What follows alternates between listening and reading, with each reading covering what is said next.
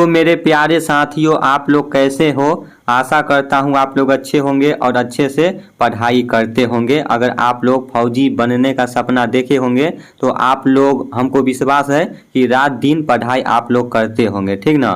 तो दोस्तों, आज आप लोगों के लिए पूरे 30 क्वेश्चन लेके आया हूँ। पूरे 30 क्वेश्चन लेके आया हूँ जो आप लोगों का इंडियन आर्मी अग्निवीर के एग्जाम में बार बार क्वेश्चन पूछा जाता है, उसी टाइप का मैं क्वेश्चन लेके आया हूँ, ठीक ना। तो आप लोग इस 30 क्वेश्चन को ध्यान से देखना, चाहे आप लोग मेल हो चाहे फीमेल हो, चाहे आप लोग भारत के किसी भी राज्य से आते हो, तो आप लोगों को यहाँ से बहुत ही ज़्यादा हेल्प मिलने वाला है, ठीक ना। और आप लोग लास्ट में कमेंट करके भी बताना कि 30 में से आप लोगों का टोटल कितना क्वेश्चन सही हुआ है। बाकी आप लोग जहाँ से भी पढ़ाई करते हो, आप लोग पढ़ाई करते रहना, टेस्ट लगाते रहना, और जितना भी आप लोग पढ़ाई करते हो सभी का रिवीजन भी साथ में करते रहना, ठीक ना। तो आप लोगों का हर एक क्वेश्चन आप लोगों का मुंह पे याद रहेगा, क्योंकि भाई अब आप लोग के पास उतना समय भी नहीं है। तो आप लोग जितना ही पढ़ाई करते हो आप लोग मन लगा के पढ़ाई करो। कुछ भाई बोलते हैं रोहित भाई हम कितना देर पढ़ाई करें जो मेरा एग्जाम निकल जाएगा, ठीक ना। तो भाई पढ़ाई मायने नहीं रखता है। अगर आप लोग कितना भी पढ़ते हो, वही पढ़ाई को अगर 2 घंटा मन से पढ़ाई कर लेते हो तो भाई उसी में आप लोग का क्लियर हो जाएगा। लेकिन कुछ भाई क्या होते हैं, 8-8 घंटा पढ़ते हैं, 12-12 घंटा पढ़ते हैं, लेकिन वो सिर्फ कॉपी किताब रखे रहते हैं, बस वही हो गया, ठीक ना। पढ़ने वाला भाई तो 2-3 घंटा में भी मैनेज कर सकता है, लेकिन पढ़ने वाला कैसा है उसके ऊपर डिपेंड करता है, ठीक ना। तो आप लोग इस बात को याद रखिएगा। मैं 30 क्वेश्चन लेकर आया हूँ, 30 में से आप लोग बताना कि 30 में से आप लोग का टोटल कितना क्वेश्चन सही हुआ है, ठीक ना।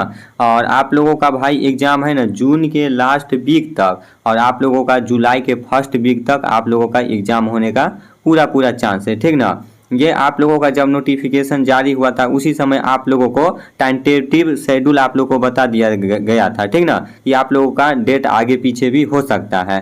तो मैं ज़्यादा कुछ नहीं बोलूँगा, मैं डायरेक्ट क्वेश्चन की तरफ चलता हूँ। उससे पहले आप लोगों को एक लाइन सुना देता हूँ। वो लाइन सुनने के बाद आप लोग कमेंट बॉक्स में ज़रूर बताना कि वो लाइन आप लोगों को कैसा लगा, ठीक ना। जिंदगी की कहानी दुख और हर्ष की होती है, कि जिंदगी की कहानी दुख और हर्ष की होती है, कीमत जीत की नहीं मेरे दोस्त, कीमत जीत की नहीं संघर्ष की होती है, ठीक ना। आप लोगों को अच्छी तरह से पता ही होगा, जब आप लोग सक्सेस हो जाओगे तो आपको क्या बोलेगा, अरे ये तो मेहनत नहीं करता था कैसे सिलेक्शन हो गया। लेकिन जो जिंदगी में संघर्ष करता है उसी को पता चलता है कि संघर्ष क्या होता है, ठीक ना। तो आप लोगों का पहला क्वेश्चन है, माउंट एवरेस्ट पर चढ़ने वाली प्रथम भारतीय महिला कौन थी, बताओ। कल्पना चावला, बछेंद्री पाल, इंदिरा गांधी, किरण बेदी। क्या होगा इसका राइट आंसर? आप सभी भाई को याद होना चाहिए, माउंट एवरेस्ट पर चढ़ने वाली प्रथम भारतीय महिला कौन थी। यहाँ पे महिला के बारे में बात हो रही है, ठीक ना। तो आप लोग इसको क्वेश्चन भी ध्यान से पढ़ना भाई, ये ना कि आप लोग वहाँ देखना है प्रथम कौन था, तो प्रथम आप लोग का पुरुष में भी हो सकता है तो उसी में टिक लगा दोगे। तो भाई आप लोग को क्वेश्चन सही से पढ़ना है और सही से टिक लगाना है, ठीक ना। इसका right answer option number b होगा, बछेंद्री पाल आपका इज राइट आंसर हो जाता है।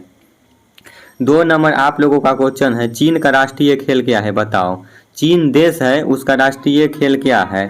क्रिकेट होगा या टेबल टेनिस होगा, बैडमिंटन होगा, फुटबॉल होगा। क्या होगा इसका राइट आंसर? चीन का राष्ट्रीय खेल क्या है ये सभी भाई को याद होना चाहिए। तो चीन का राष्ट्रीय खेल भाई सभी भाई को पता होगा, चाइना क्या होता है भाई, भुटवा होता है, ठीक ना। चाइना भुटवा होता है तो वो तो हॉकी नहीं खेल सकता है, नहीं क्रिकेट भी खेल सकता है। तो भुटवा आदमी कौन सा गेम खेल सकता है? तो टेबल टेनिस, टेबल पे बैठ के बैठे बैठे खेलेगा वो वाला गेम, ठीक ना। तो आप लोग अपना ट्रिक बना के याद कर सकते हो, चाइना के आदमी भुट्टा होता है और भुट्टा होता है जो टेबल पे बैठ के गेम खेल सकता है, टेबल टेनिस। तो इस तरह से ट्रिक बना के आप लोग याद कर सकते हो। तो चीन का राष्ट्रीय खेल है वो टेबल टेनिस होता है। हाँ, 3 नंबर आप लोग का क्वेश्चन है, केवला देव राष्ट्रीय उद्यान कहाँ स्थित है? जयपुर में, भरतपुर में, जोधपुर में, उदयपुर में। क्या होगा इसका राइट आंसर? केवला राष्ट्रीय उद्यान कहाँ स्थित है तो सभी भाई को याद होना चाहिए। इसका right answer option number b होगा, भरतपुर में स्थित है, ठीक ना। केवला देव राष्ट्रीय उद्यान कहाँ स्थित है? तो भरतपुर में आप लोगों का केवला देव राष्ट्रीय उद्यान स्थित है। हाँ, 4 नंबर आप लोगों का क्वेश्चन है, किसे आधुनिक चिकित्सा शास्त्र के जनक के रूप में जाना जाता है, बताओ। अरस्तु को, डिप्रोक्रेडस, गैलेन, सुत्रोसत। क्या होगा इसका राइट आंसर बताओ सभी भाई? सुत्रुस, ठीक ना। बताओ आप सभी भाई को याद होना चाहिए इसका राइट आंसर क्या होगा। इसका राइट आंसर हो जाएगा ऑप्शन नंबर बी होगा, ठीक ना। हिप्पोक्रेटस आपका इज राइट आंसर हो जाता है। किसे आधुनिक चिकित्सा शास्त्र के जनक के रूप में जाना जाता है, तो हिप्पोक्रेटस के नाम से जाना जाता है। हाँ, ऑप्शन नंबर बी आपका इज राइट आंसर हो जाएगा। 5 नंबर आप लोगों का क्वेश्चन है, पोंग बांध किस नदी पर स्थित है, बताओ। पोंग बांध है कौन सा नदी पे स्थित है, रावी पे, ब्यास पे, सतलुज, चिनाब, क्या होगा इसका राइट आंसर। पोंग बांध है कौन सा नदी पर स्थित है, तो भाई इसका right answer option number b होगा, ठीक ना, ब्यास नदी पे स्थित है। पोंग बांध पोंग बांध किस नदी पे स्थित है, तो भाई ब्यास नदी पे स्थित है। आप लोग इसको अच्छे से याद रखना, ब्यास नदी, ठीक ना। 6 नंबर आप लोगों का क्वेश्चन है, हरिद्वार, प्रयाग, वाराणसी, कानपुर शहर कौन सी नदी के किनारे स्थित है, बताओ। ये आप लोगों का हरिद्वार है, प्रयाग है, वाराणसी है, कानपुर है, कौन सा नदी के किनारे बसा है, बताओ। यमुना, गंगा, गोमती, नर्मदा, क्या होगा इसका राइट आंसर। तो आप सभी भाई को याद होना चाहिए, जो हरिद्वार है, प्रयाग है, वाराणसी है, कानपुर है, ये सभी आप लोगों का गंगा किनारे स्थित है, ठीक ना। गंगा के किनारे से ये निकलती है नदी। आप सभी भाई को पता होगा अभी कुछ दिन पहले प्रयागराज में लगा था महाकुंभ, तो भाई उसमें आप लोग का गंगा भी मिला था, ठीक ना। तो वहाँ पे 3 नदियाँ मिलती है, तो आप लोग इसको याद रखना, ये गंगा आपका इज राइट आंसर हो जाएगा। 7 नंबर क्वेश्चन है, कौटिल्य ने अर्थशास्त्र की रचना किस भाषा में की थी, हिंदी, संस्कृत, प्राकृत, पाली, क्या होगा इसका राइट आंसर। कौटिल्य ने अर्थशास्त्र की रचना कौन सी भाषा में की थी, किस भाषा में की थी, तो इसका right answer option number b होगा, संस्कृत भाषा में की थी, ठीक ना। संस्कृत भाषा आपका इज राइट आंसर हो जाएगा। 8 नंबर आप लोगों का क्वेश्चन है, क्रिप्स मिशन भारत कब आया, क्रिप्स मिशन भारत कब आया, 1940 ईस्वी, 1942 ईस्वी, 1945 ईस्वी, 1947 ईस्वी, क्या होगा इसका राइट आंसर। क्रिप्स है वह मिशन भारत कब आया, तो ये आप लोगों का 1942 ईस्वी में आया था, ठीक ना। 1942 ईस्वी में आप लोगों का आया था क्रिप्स मिशन, ठीक ना। तो आप इसको अच्छे से याद रखिएगा। 9 नंबर आप लोगों का क्वेश्चन है, महात्मा गांधी ने क्रिप्स मिशन को क्या कहा था, बताओ। महात्मा गांधी ने क्रिप्स मिशन को क्या कहा था, महत्वपूर्ण प्रस्ताव, पोस्ट डेटेड चेक, राष्ट्रीय समझौता, राजनीतिक चाल, क्या होगा इसका राइट आंसर। महात्मा गांधी ने क्रिप्स मिशन को क्या कहा था, तो इसका right answer option number b होगा, ठीक ना, पोस्ट डेटेड चेक आपका इज राइट आंसर हो जाएगा, ठीक ना। पोस्ट डेटेड चेक आपका इज राइट आंसर हो जाता है। 10 नंबर क्वेश्चन है, संविधान में वर्णित मौलिक अधिकारों की रक्षा कौन करता है, बताओ। संविधान में जो वर्णित होते हैं मौलिक अधिकारों की रक्षा कौन करते हैं, सांसद, राष्ट्रपति, सर्वोच्च न्यायालय, प्रधानमंत्री, क्या होगा इसका राइट आंसर। आप सभी भाई को याद होना चाहिए भाई लोग, बताओ मेरे प्यारे साथियों, वीर बहादुर फौजी, ठीक ना। बताओ इसका राइट आंसर क्या होगा। इसका right answer option number c होगा, सर्वोच्च न्यायालय रक्षा करता है, ठीक ना। संविधान में वर्णित मौलिक अधिकारों की रक्षा कौन करता है, तो सर्वोच्च न्यायालय होते हैं वो करते हैं संविधान में, ठीक ना। 11 नंबर आप लोगों का क्वेश्चन है, संघीय कार्यपालिका की शक्ति किसमें निहित है, बताओ। प्रधानमंत्री में, राष्ट्रपति में, उपराष्ट्रपति में, मंत्रिपरिषद में, क्या होगा इसका राइट आंसर। संघीय कार्यपालिका की शक्ति किसमें निहित होती है, तो ये भाई राष्ट्रपति में होता है, ठीक ना। राष्ट्रपति आपका इज राइट आंसर हो जाएगा। और अभी भारत के राष्ट्रपति कौन है भाई लोग, आप लोग कमेंट में बताओ। भारत के अभी राष्ट्रपति कौन है, तो भाई वो हो जाते हैं हमारे द्रौपदी मुर्मू जी, ठीक ना। ये भारत के राष्ट्रपति है। भारत के प्रथम राष्ट्रपति कौन है, आप लोग कमेंट बॉक्स में बताना। प्रधानमंत्री कौन है भाई लोग, तो प्रधानमंत्री हमारे हो जाते हैं श्री नरेंद्र मोदी, ठीक ना। नरेंद्र मोदी आपका इज राइट आंसर हो जाएगा। उपराष्ट्रपति कौन है, बताओ। हमारे भारत के उपराष्ट्रपति कौन है, आप लोग कमेंट बॉक्स में बताओ, देखते हैं। और मंत्रिपरिषद कौन है ये बताओ, ठीक ना। तो भाई इसका राइट आंसर हो जाएगा ऑप्शन नंबर बी होगा, राष्ट्रपति आपका इज राइट आंसर हो जाता है। 12 नंबर आप लोगों का क्वेश्चन है, भारत के मध्य से कौन सी रेखा गुजरती है, बताओ। ये भारत जो देश है इसके मध्य से कौन सी रेखा गुजरती है, मकर रेखा, कर्क रेखा, भूमध्य रेखा, इसमें से कोई नहीं, इसमें से कोई नहीं, बताओ इसका राइट आंसर क्या होगा। भारत के मध्य से कौन सी रेखा गुजरती है, तो भारत के मध्य से ना हमारा ये कर्क रेखा गुजरती है, कर्क रेखा भारत के मध्य से होकर गुजरती है, ठीक ना। 13 नंबर आप लोगों का क्वेश्चन क्या बोल रहा है कि किस राज्य की समुद्र तट रेखा सबसे लंबी है, बताओ किस राज्य की समुद्र तट रेखा सबसे लंबी है। महाराष्ट्र, गुजरात, केरल, तमिलनाडु, बताओ आप लोग के सामने 4 ऑप्शन है, आप लोग बताओ कौन सा राइट ऑप्शन होगा। किस राज्य की समुद्र तट रेखा सबसे लंबी है, तो ये भाई गुजरात का हो जाता है, ठीक ना, गुजरात का सबसे लंबी तट रेखा है। तो आप लोग इस बात को याद रखिएगा, यानी कि क्वेश्चन को याद रखिएगा। 14 नंबर आप लोगों का क्वेश्चन है भारत की कुल समुद्री तट रेखा कितनी है। 7,000 किलोमीटर, 7516.6 किलोमीटर, 8,000 किलोमीटर, 9,000 किलोमीटर, क्या होगा इसका राइट आंसर। भारत की कुल समुद्री तट रेखा कितनी है, तो ये भाई भारत का है ना, ऑप्शन नंबर बी होगा, 7516.6 किलोमीटर आपका हो जाता है ये तट रेखा। 15 नंबर आप लोगों का क्वेश्चन है हरित क्रांति की शुरुआत कब हुई थी। 1950 से 51, 1966 से 67, 1970 से 71, 1980 से 81, क्या होगा इसका राइट आंसर। हरित क्रांति की शुरुआत कब हुई थी, तो हरित क्रांति की शुरुआत ये आप लोगों का 1966 से 67 में हुई थी, ठीक ना, 1966 से और 67 तक। तो आप लोग इसको राइट आंसर याद रखिएगा, ऑप्शन नंबर बी। 16 नंबर आप लोगों का क्वेश्चन है विश्व में हरित क्रांति के जनक कौन है, बताओ विश्व के बारे में बात हो रहा है, ठीक ना, विश्व में हरित क्रांति के जनक कौन है। एम एस स्वामीनाथन, नॉर्मल बोरलोंग, वर्जिग कुलियन, इनमें से कोई नहीं, क्या होगा इसका राइट आंसर। विश्व में हरित क्रांति के जनक कौन है, तो भाई विश्व में हरित क्रांति के जनक है उसे आप लोगों का right answer option number b होगा, ठीक ना, नॉर्मन बोरलोंग को जाना जाता है।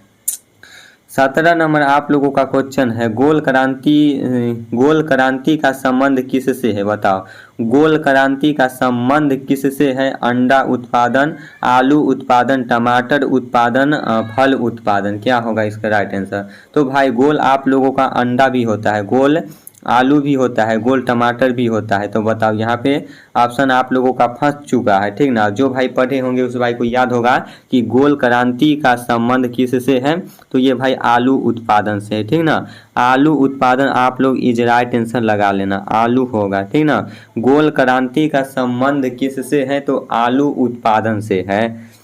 18 नंबर आप लोगों का क्वेश्चन है भारत का सबसे बड़ा सोयाबीन उत्पादन राज्य कौन सा है, बताओ भारत में सबसे ज़्यादा सोयाबीन कौन सा राज्य में उत्पादन होता है। महाराष्ट्र में, मध्य प्रदेश में, राजस्थान में, उत्तर प्रदेश में, क्या होगा इसका राइट आंसर। तो भारत में सबसे बड़ा सोयाबीन उत्पादन राज्य है वो आप लोगों का मध्य प्रदेश हो जाता है, ठीक ना, MP आपका इज राइट आंसर हो जाएगा, Madhya Pradesh is right answer. Madhya Pradesh की राजधानी कहाँ है भाई आप लोग कमेंट बॉक्स में बताना। चलो 18 क्वेश्चन आप लोगों का सामान्य ज्ञान का समाप्त हुआ, आप लोग अब सामान्य विज्ञान का देखो।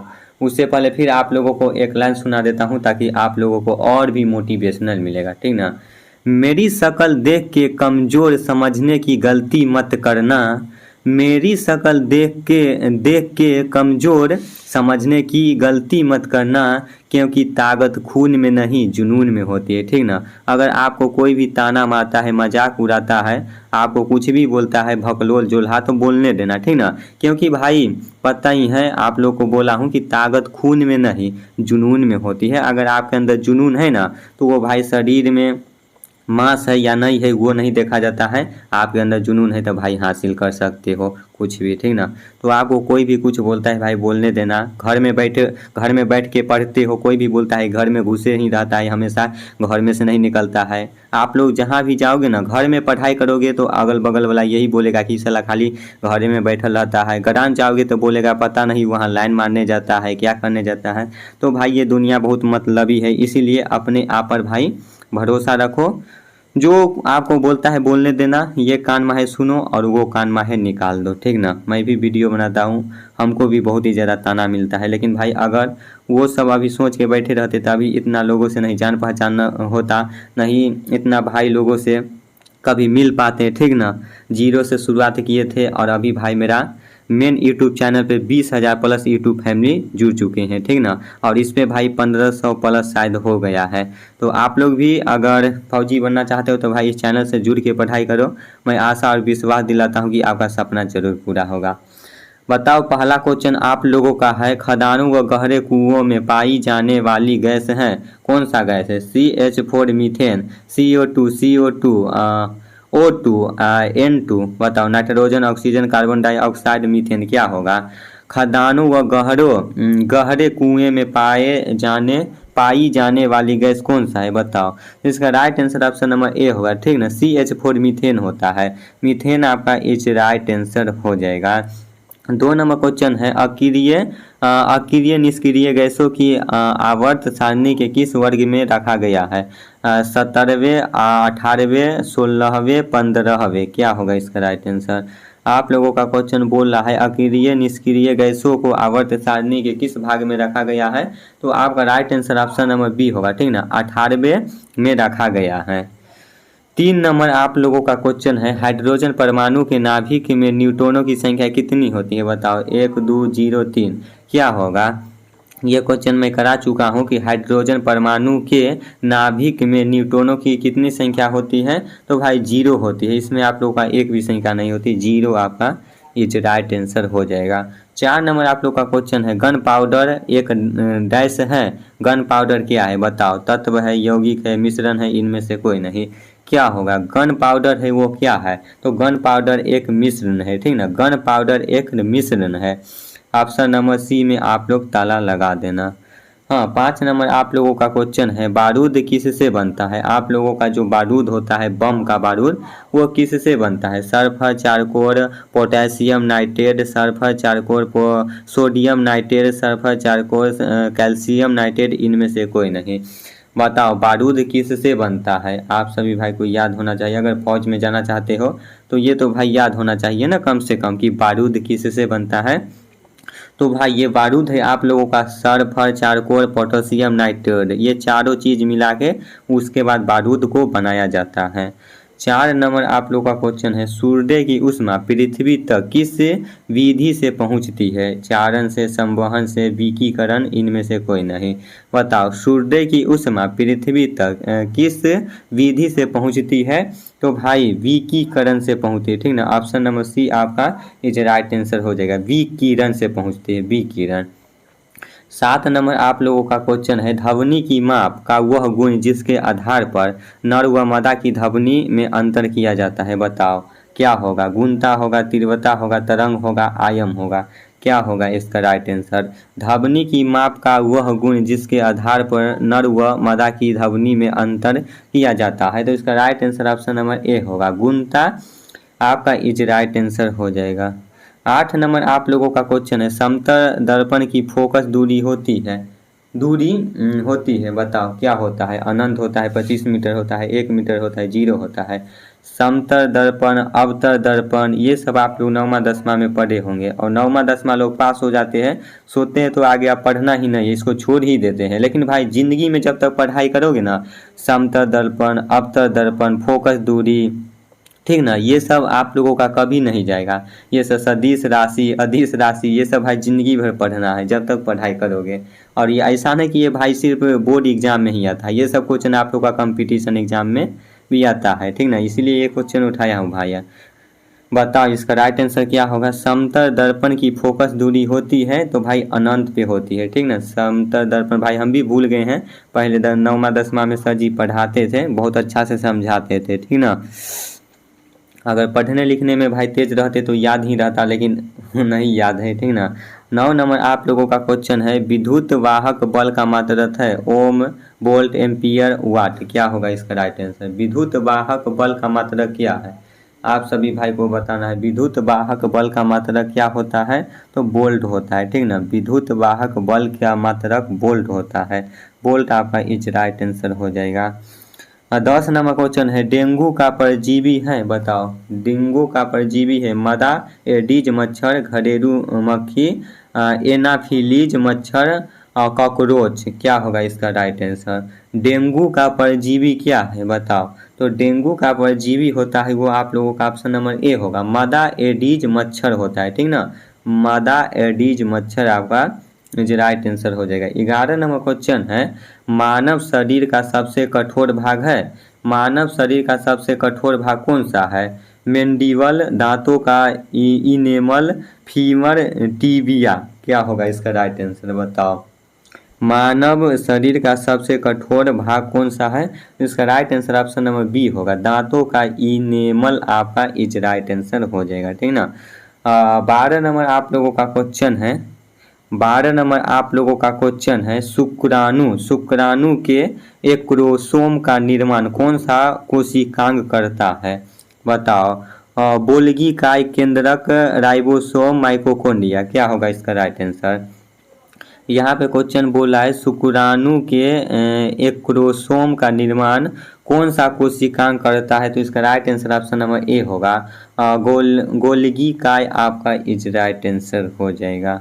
13 नंबर क्वेश्चन है, मछलियों का उत्सर्जी अंग कौन सा है? मछलियों का उत्सर्जी अंग कौन सा है? गल्फरे, वृक्क, यकृत, त्वचा। क्या होगा इसका राइट आंसर? तो सभी भाई को याद होना चाहिए कि मछलियों का उत्सर्जी अंग होता है वो गल्फरे होता है, ठीक ना।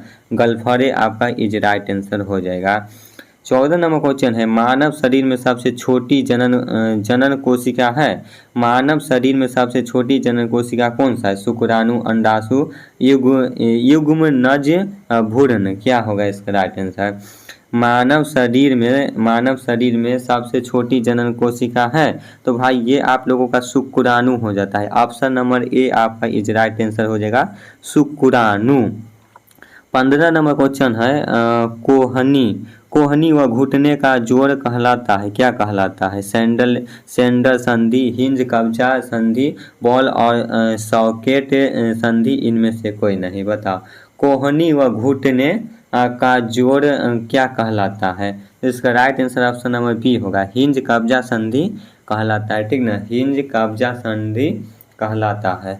तो दोस्तों आज आप लोग को 30 प्लस क्वेश्चन बताए हैं। बताओ 30 में से आप लोग का टोटल कितना क्वेश्चन सही हुआ है। साथ ही साथ आज का क्लास आप लोगों को कैसा लगा ये भी बताना। अगर क्लास अच्छा लगा होगा तो एक लाइक कर देना, और जो भी आप लोगों का साथी होगा, ठीक ना, जो फौज में तैयारी करता होगा, अपने दोस्त लोग के पास इस वीडियो को ज़रूर पहुंचा देना। मैं आशा और विश्वास दिलाता हूं, ठीक ना, मैं आशा और विश्वास दिलाता हूं कि आप लोग अगर मेहनत करते होंगे तो फौजी ज़रूर बनोगे। और आप लोगों के ऊपर हमको भी विश्वास है कि आप लोग मेहनत करते हो, एक दिन फौजी ज़रूर बनोगे, ठीक ना। एज ख़त्म होने से पहले भाई फौजी बन जाओ, एज ख़त्म होने के बाद फिर मैं बोलता हूँ कोई पूछने वाला नहीं मिलेगा, ठीक ना। तो मैं चलो फिर नेक्स्ट वीडियो में मिलते हैं, तब तक जय हिंद, जय भारत, वंदे मातरम।